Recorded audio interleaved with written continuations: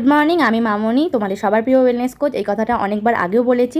তো আজকে ওয়েলনেসের ব্যাপারে আমি দারুণ কিছু কথা বলবো, তো প্লিজ ভিডিওর সঙ্গে থেকো এবং শেষ পর্যন্ত শুনে যেও। এখন বর্তমানে সবথেকে গুরুত্বপূর্ণ বিষয় হচ্ছে ফিট অ্যান্ড ফাইন থাকা, মেডিসিন ফ্রি লাইফ কাটানো এবং সবথেকে বড় কথা হচ্ছে ওয়েটটাকে ম্যানেজ করা। আমরা এখন প্রায় বর্তমানে সবাই জেনে গেছি যে ওয়েটটা যদি আমরা ম্যানেজ করতে পারি তাহলে আমাদের জীবনে কোনো রোগই আসবে না।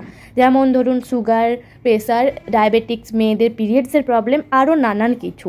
তো সব কিছুর মূলেই আমরা জানি যে আমাদের ব্যাড লাইফস্টাইল, ব্যাড খাওয়া দাওয়া, সব কিছুর মধ্যে রাসায়নিক সার ইত্যাদি, এই কারণেই আমরা এরকম বাজে ফুড লাইফস্টাইল কাটাচ্ছি।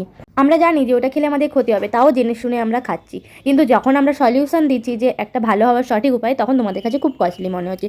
আমরা জানি যে ওটা খেলে আমরা ভালো থাকবো, কিন্তু তাও আমরা ওটা খাবো না।